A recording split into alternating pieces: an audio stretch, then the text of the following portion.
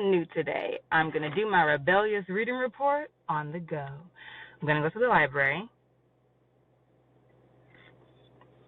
to do a bit of work. It's a 15-minute trip. Let's see if I can keep this video hemmed in. Okay, so I've also never gone there without using my GPS. So we're on all sorts of adventures today. I've read lots of different kinds of books in the latter half of 2023, so that's what we're really talking about. I will focus on like 4 that really stood out because I pick up lots of different books, but I don't read them all to completion for various reasons. Either I just lose interest, or I like come across something unsavory, like, oh, there's too much profanity, or okay, it's too much profanity for me means a lot of different things. So like there's cussing, then there's also just like unnecessary explicit descriptions of your body, even when it's not, like, even when they're not directly having sex. Like, you see her and you're like, oh, my blank blanked at the sight of her. I'm like, I don't need that. So I pick up and put down lots of different books for lots of different reasons. So my reports are going to be about books that I have finished, and then maybe I'll do another video about books that I am still in the midst of reading, and maybe how they aggravated me. So the first book that I want to talk about is The Flat Share by Beth O'Leary. I was not expecting to love this book so much, honestly, because I kind of just picked it up because I was just looking for something. It was on Scribd, now Everend, and I was just like, I mean, okay, I guess it seems interesting in the way I find some English, like British books interesting, where it's like, this is quaint. So, thank you for doing that. I hope I don't get any of my road rage in this video. You probably will. Just a skosh. So it was that kind of quaint, and I was glad for it, because sometimes when I pick out a book, when I'm just like, just looking for something, nothing on my mind, it's late, I just want a bedtime story, it goes very wrong, and that falls under the list of books that I DNF within the first 30%. But Flatshare was really good. Obviously, do I know names? No, I don't. So it's about this woman who's getting out of an abusive relationship, and she has to move out of his house because basically he broke up with her, but she was still living with him, and so he would bring women back to his flat, and whenever she was like, yo, for real, he would just be like, it's my spot. Mind you, he wouldn't be cool with her doing anything of the kind.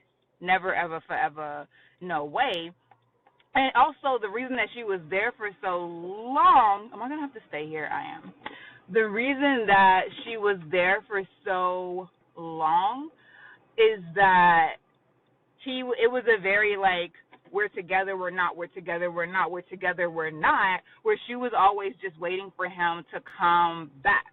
And he would sometimes. So, like, on a particular time when she was waiting for him to come back, I think his name was Justin. And her name was Evie, I remembered.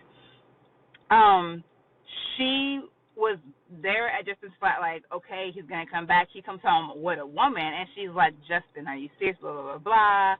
And he writes her a letter the next day and leaves her on the kitchen counter saying, essentially, your behavior with my date was unacceptable, and you need to find somewhere else to live. This is my place. You've been staying here without rent all this time, and actually, you need to pay me back plus interest, all of this. So she's like, dag. And she does. So she says dag, and she's like, okay, I'm going to do it. She has lots of other bills to pay. And so now his request to pay her back all of this money that she owes him from living in his place as his girlfriend, she's like, okay, I have lots of things to pay, but that, I want to pay that off because I'm not trying to hear him say that I owe him a darn thing. And so because of her having to basically empty her savings to pay him what she owes, She is now even broker than she was. What does Evie do for a living? She's a book editor, a junior book editor at a firm, at an agency that does like how-to books. So she really focuses on like, is that a police officer? Is this illegal? I don't know. Anyway, she focuses on like clients that write books about like how to crochet or 15 easy crochet designs to complete by Christmas or whatever. And so it is a cop. It'll be incognito. Da-da, da-da, da-da, da-da, da-da. Anyway, so that's the setup. She's broke. She's had to pay this guy back. She edits cozy craft books, essentially. And she has two friends who are very much just like, they never liked Justin anyway. And they're like, you're just not, like, he treats you like rubbish. I'm British now. He treats you like trash. And we don't like how small you make yourself when he's in play. And he dumped you over and over again, so let it be done. And also but all the time she's like, I don't think that that's true. Like, I think that he has good points and bad points, like we all do, and they're like, you're misremembering the relationship, which turns out to be true. So that's the premise of the book. Well, that's Evie's situation. The premise of the book is she's doing a flat share with a guy. So this guy, whose name I can't remember, but he's the love interest. He's black, possibly mixed. I think he's mixed race, but he's black. His mom is black. I don't know that he knew his dad, or maybe his dad left when he was pretty young, so his dad's not in his life and hasn't been since he was a kid. But either way, this black dude is like, I need to rent out my flat for money, essentially. So he works a lot of times during the nights. And so he's like, he puts the ad in the paper, and it's like, flatmate wanted someone who can be there in the morning, essentially from like someone who can be in the apartment from 6 p.m. to 8 a.m. and who is not there during the day. So that their schedules are always opposite. So she's there at night, starting at 6 when he's off at work, and then she goes to work and he's back when he's off of work. So that's the setup. Her friends are like, this sounds like a Class A way to get killed. And she's like, well, what do you want me to do? Like, I need to. And they're like, we want you to not have paid him in the first place because you don't owe him a darn thing. And she was like, well, I don't want to hang over me, blah, blah, blah, blah. So that's the premise. And it's a romance, so it's how they fall in love. And what I love about the flat share is the cuteness of it. Evie and I do not remember the guy's name. I just remember her ex name was Justin.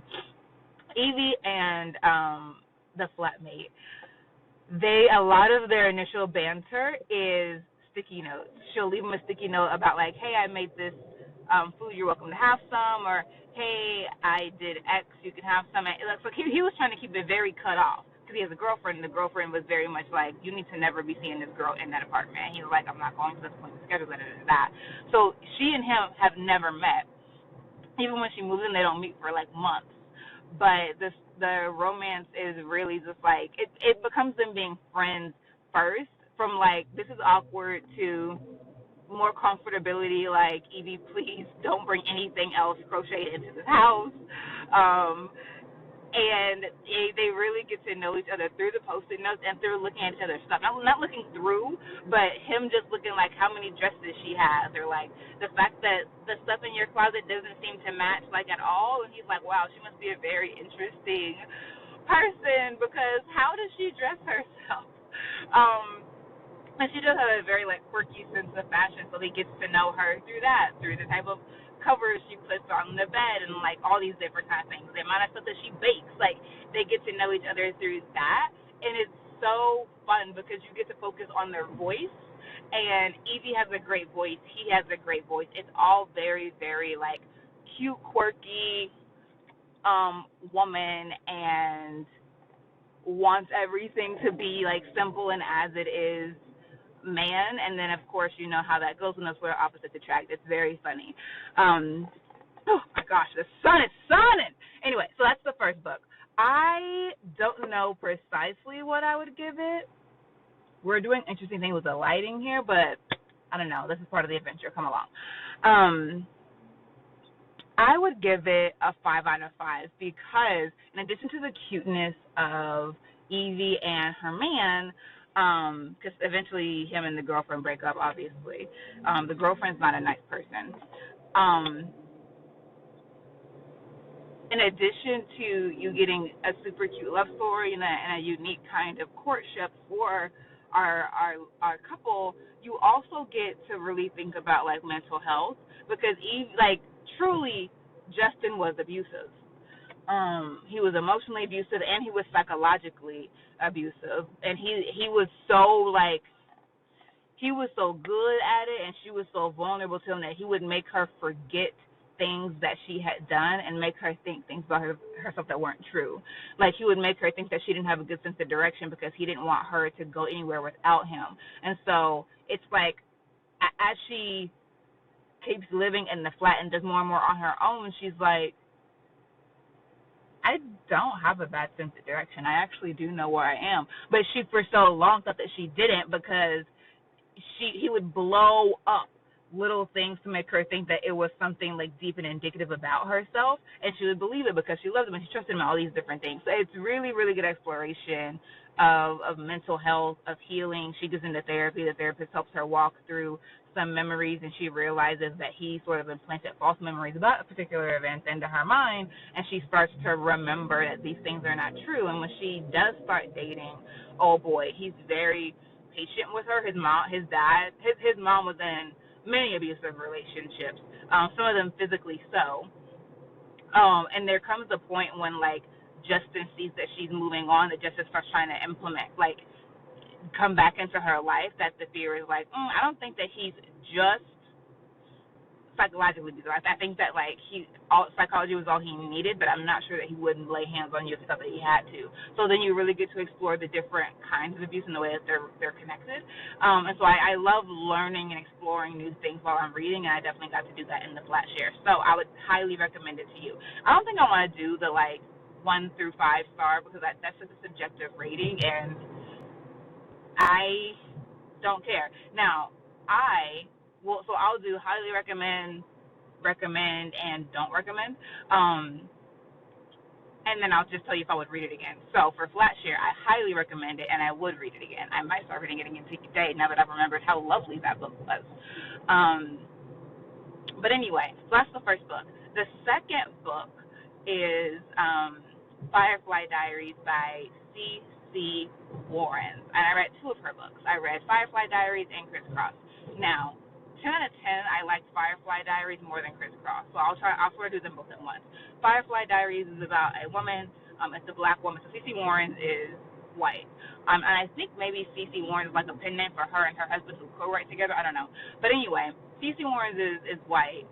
Firefly Diaries is about a black woman. So that's always interesting, but it's fine. It works out. She had the sense that God gave a black woman, because there would be times when she was like, I am not about to go into that forest and follow that noise. Now, would she do it? Sometimes. But also sometimes she wouldn't.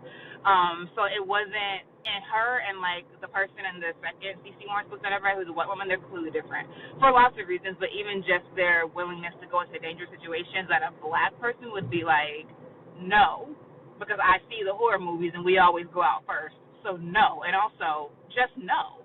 I'm not going to participate in my death. I don't see white characters have that same amount of self-awareness. So it was very interesting to see that difference in her black character and her white character. I was like, I don't know if you have black friends who helped you along with that, but good job. So Firefly Diaries is about a black woman who's recently divorced from her husband. She's recently suffered a great loss. I won't tell you what it. Well, actually, I will, just in case it's content warning. Her son just died. Her 7-year-old son just got hit by a car and he died. So she has a lot of guilt around that. This is a Christian romantic suspense. And so I don't remember her name, but she goes to this small town, buys this like rundown house to fix it up and to live there in this small, like rural, I think Ohio town. And her parents did a lot of landscaping when she was younger, so she's confident that she knows how to do this. So she goes there, and immediately it's very much like, oh, there's more to this house than I thought. And she's hearing things in the house. She gets threatened not to live there by a surviving relative of the owners of the house. there's a history that, like, there's a family massacre occurred there, and the kids survived, but the daughter who owned the house and put it up for sale, she just died. And the son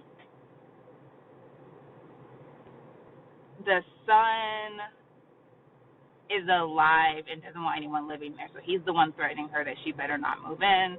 And then she starts hearing things in the house, so she gets concerned. At the same time, a teenage girl has gone missing, and people are looking for her. And so the book is basically about how this journalist figures out the history behind the house, figures out if what's going on now with this missing girl is connected to the house. Spoiler alert, it is. And so you get themes of faith, you get some mystery elements, you get a lot of good stuff. I really, really enjoyed it. And there's a romance. So the romance is with the detective who starts working on the missing girl case, and he's also he kind of lives, like, it's a small town, so he doesn't live necessarily close to her, but she's the one that he calls when she gets threatened by Walter, who is the old man whose family used to own the house. And so he's around a lot because he knows that Walter's a loose cannon, and he wants her to be okay, and he really starts falling in love with her pretty quickly. So there's also that. Now, update, is Britt lost on her way to the library? The answer is yes. So if I have to pause this video to use my GPS and find my way, I will. I think I'll make a left at this light just for funsies. Although I do need to get to the library, and I don't want to be having two adventures at once. You're the first adventure, of course, love. And then the second adventure of driving. I want to have two adventures like that at once where I don't know where I'm going. Oh, I can't turn right here. Wait, is that the library? Stoughton Trust Company. I feel like I'm super close. I totally am. Okay. All right. I know where I am, but I can't turn this way. On the road again. So should I turn like that?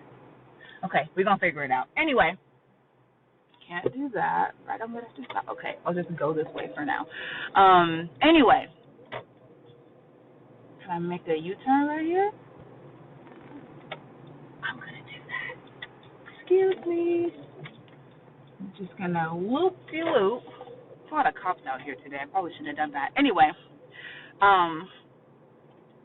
so that's what Firefly Diaries is about. I can't really say too much about it because there are so many different ways to give a spoiler, and I don't want to do that. So what I will say is, one of the things I like about Firefly Diaries is the amount of, here's the library, oh my gosh, I made it, y'all, is the amount of ways that you have, like, breadcrumbs the entire way. So the book is called Firefly Diaries because she finds a diary in the woods about this young girl who lives in a house with a bunch of women and a few men, and her mom and her mother, and she writes about her experiences. And the protagonist is like, something feels very strange about the way this young girl is describing this house of women and these few men. And so as she is reading about this girl, this diary with the owner who she doesn't know where the little girl is. She found it in the forest near her house. As she's reading about this girl, and this other girl and who's not even from that town has gone missing after traveling to that town, she gets this feeling that it's connected, right? But she's also like, I know that I'm a writer, and that my mind could be just like running away, and I need to find some proof. And so while the detective who's like liking on her and is offering to help her fix up her house, while he's working this case to find, I think the girl's name might be Abby, who goes missing, trying to find Abby, and protagonist is trying to figure out who is Firefly. That's the name that's written in the diary. While she's trying to find out who Firefly is and what's giving her the ick about this diary and things that are being depicted, their trails sort of meet. And so there is a connection between the missing girl and Firefly, the missing owner of the diary. And then boom, they find a body in the woods near her house. And so now it's a murder, and they're trying to figure out, okay, wait, whose body is that? Is it Abby's, yes or no? What does it have to do with the diary? Who keeps sneaking into her house and, like, kicking in her door, or leaving notes, or putting notes on her car, like, all this kind of stuff. So there's a lot of different mysteries going on. And at first, when they first start happening, they're very distinct, and they start to converge over time in really surprising ways. And I like mysteries that can surprise me, because after you read mysteries for a while, you sort of start to get aware of of the movement of a mystery story. So I love when I can still be surprised, and I really admire the way that CeCe Warren was able to have so many stories going on at once, because you do get to know the missing girl. She was a Christian. She was in college, and she was really like, Lord, I want to do your work in this world, and I want to take the gospel to people, and I want to save people. And you get to know her and how she ended up in Ohio to even be in that dangerous situation. You get to understand the protagonist's story of faith and how she doesn't really feel God's presence after her son's death, and the cop or the sheriff or whatever, like, him trying to hold his family together because his sister is married to one of his deputies. The deputy is a drunk and a gambler and all these different things. So while these stories are converging, and then Walt, his family, right? So you kind of have 3.5 stories converging into one, and these people who have these different hurts, these different hopes, these different motivations, all trying to make sense of what's going on and keep themselves and their loved ones safe, because bodies are dropping and they're finding bodies and all these things, right? So I really, really like Firefly Diaries. Would I read it again? I would. So I highly recommend Firefly Diaries, and I would read it again. The third book is Crisscross, also by CeCe Warren. It's a whole series. So Firefly Diaries, that's not part of a series, it's a standalone. The Crisscross is part of the Holly Cross series, and there's a lot of trauma in this book. So content warnings for sexual abuse, implications of, like, that abuse even in childhood, consistent physical danger of a child, death of a whole family, a violent death of a whole family. So, like, there's a lot of violence in the book. Most of it, and for an attempted rape scene on page. So there's a lot of violence in the scene. There's a lot of violence in their past that she doesn't talk about explicitly, and then there's some violence that happens on the page. You're not going to see a sexual assault on the page described. You're not going to see that. But you do see an attempted rape, and then discussions, sort of abstract discussions of sexual assault previously off page. So yeah, it's a lot. It is still, like Firefly Diaries, a Christian. Well, it's not romantic though. A Christian suspense. So Firefly Diaries was a Christian romantic suspense. Crisscross is a Christian suspense. And so it's about Holly, she's been living her life on the run from this guy. We're not told who the guy is. She's been living her life on the run. Actually, we don't even get told that it's a guy. We just know she's been living her life on the run. She lives in this basement of this apartment building that's super cheap, and she's been able to have this life for a few years now, which is the longest she's ever stayed in one place. She's 28, and she's been on the run for like 10 years, not from the law, from someone. And so the story centers around, like, someone has clearly found her. She doesn't think, this is the twist, she doesn't think the person who has found her is the person who she's actually running from. She thinks someone from her past has found her. Here's what's hard about that. She doesn't really have a memory of her past. She only remembers her life after the age of, like, 10. So she does think that it's it's clearly someone who knows her, because they call her by her name and they tell her all these different things, but she doesn't remember her past that point. So the story becomes, well, how does she remember the things that she needs to? How does she confront that trauma that she really kind of doesn't want to remember? And then how does she figure out who this person is in time to, like, protect herself from them, all while she has to really realize, even when you do figure all those things out, you cannot do this alone. And so she has to find the courage, the faith, to trust this detective who wants to help her, but, like, she's very skittish around men because of past sexual assault, and so she doesn't want him in her business. She doesn't want him help, but he's a Southern gentleman, very charming, so she kind of has to figure out, like, how can I trust him, because my friends are few, and help, like, legitimate help is even fewer, but I don't like cops. She was a foster kid. Cops always took her back to the home that she would run away from, no matter what harm was going on. So she doesn't like cops, but when she gets nearly assaulted early in the book, that's how they meet, and then when things start happening, he keeps getting called in, and so then they end up working together to figure out what's going on. Is one connected to two? What is this third variable? So that's sort of a very rough premise of the book. Read it once again, because, like Firefly Diaries, I can't say too much without giving stuff away. And so, would I recommend this book? Yes. Would I read it again? No. And not necessarily even because of the trauma. I don't really like Holly. I think she's funny in some ways, but I just think that I don't like characters that have Napoleon complexes. Like characters who think they're bigger and badder than they are, when you're neither big nor bad. You don't have a single defensive skill set.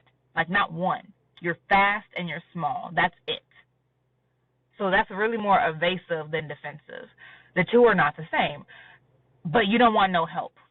You only have evasive skills, no defensive skills, but you continue to go into these dangerous situations that could be avoided when there's so much danger around you that can't be avoided. I'm just like, I don't like characters like that. They stress me out for no reason. And also, I'm just like,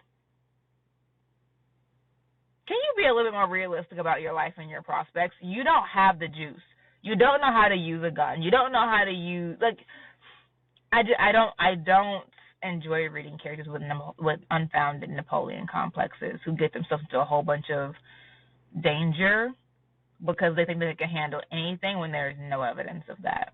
I almost DNF'd this book because of that a couple of times, especially near the middle, after the 50% mark, when it's just like, now we're starting to figure out just how dangerous this Joker is, and you still are taking unnecessary risks that put you and people who are trying to help you in danger. No, thank you. No, thank you. No.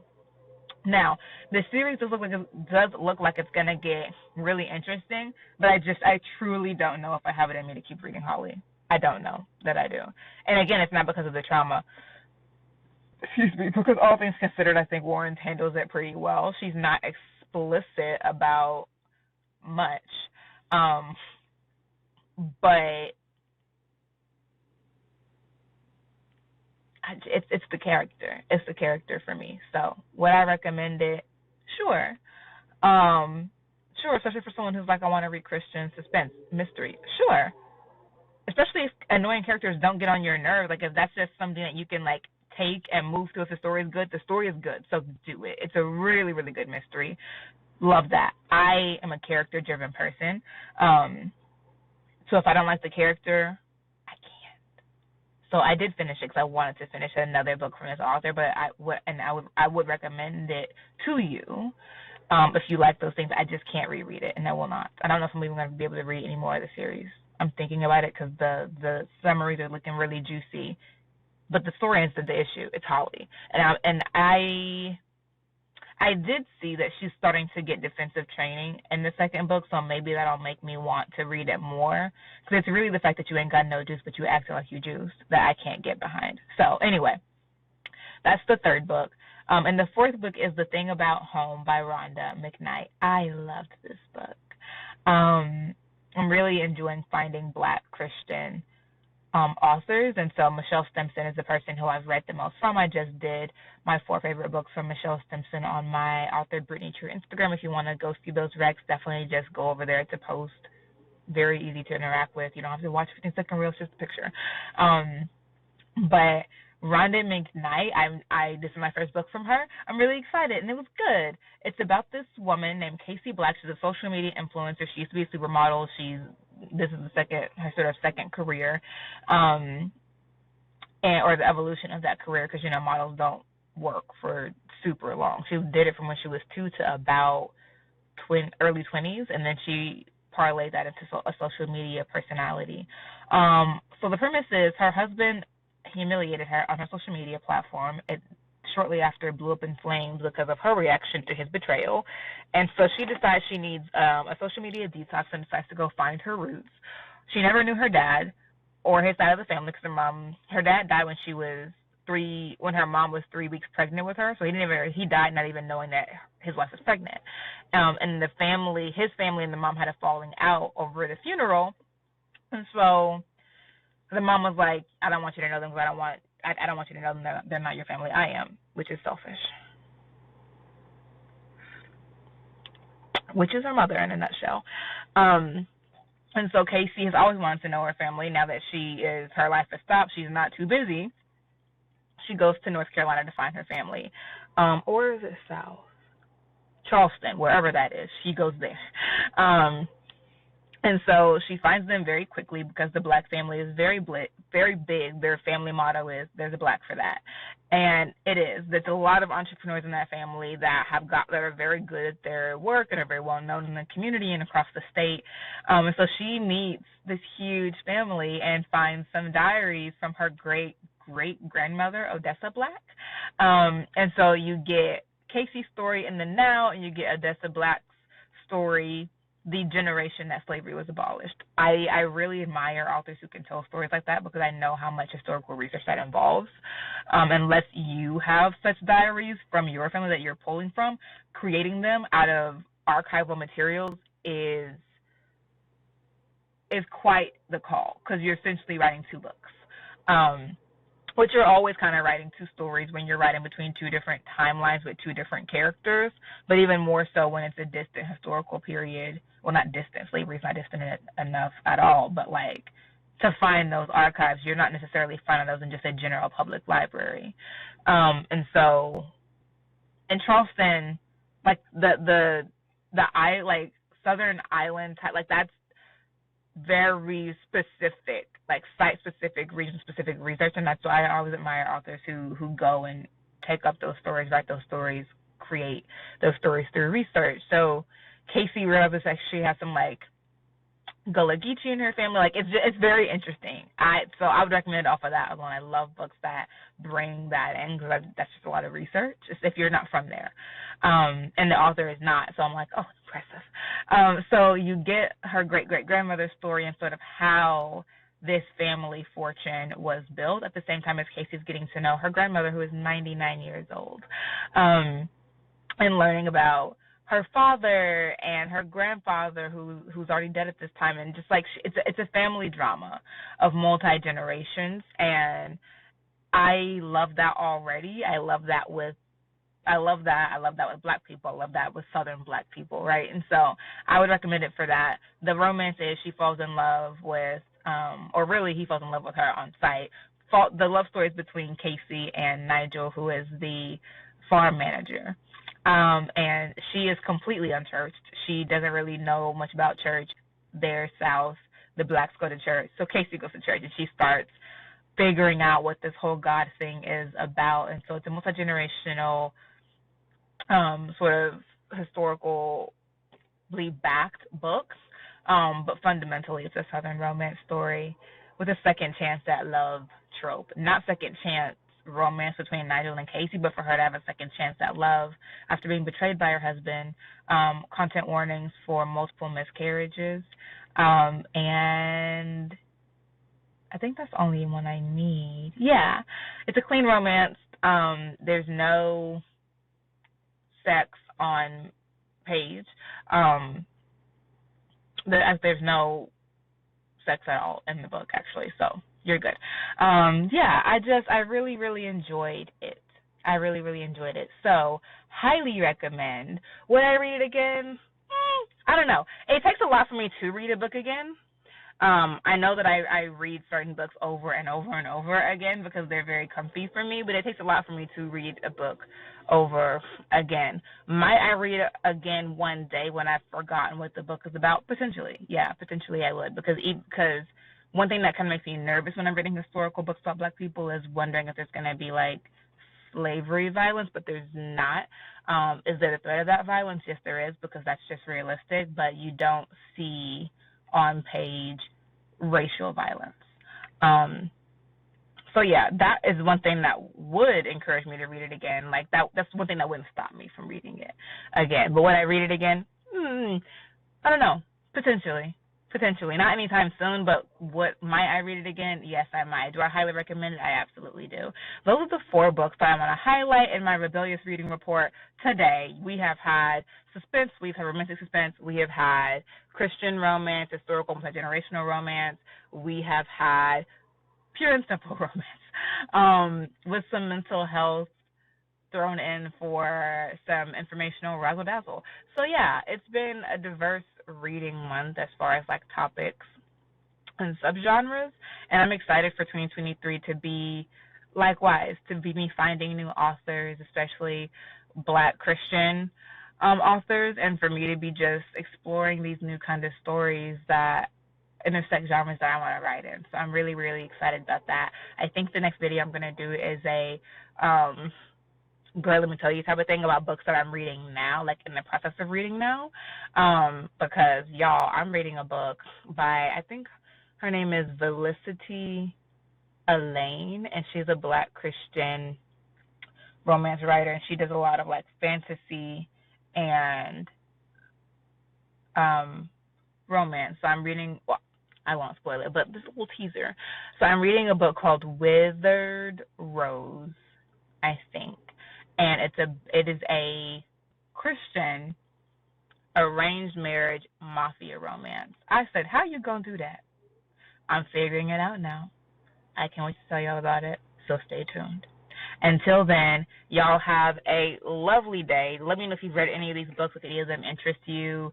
If you do end up reading them, absolutely tag me at brittwriterly. But anyway, anyhow, until the next time, make sure you're following me on all of my socials, at brittwriterly Instagram, at brittwriterly TikTok, at authorbrittneytrue Instagram, at authorbrittneytrue TikTok, so you don't miss any of my reading recommendations or updates about my upcoming book, A Church Girl's Guide to Courting Danger, which is coming out next month. That's right, February 2024. And if you have not seen the cover, you got to go to Author Brittney True Instagram or TikTok to see it.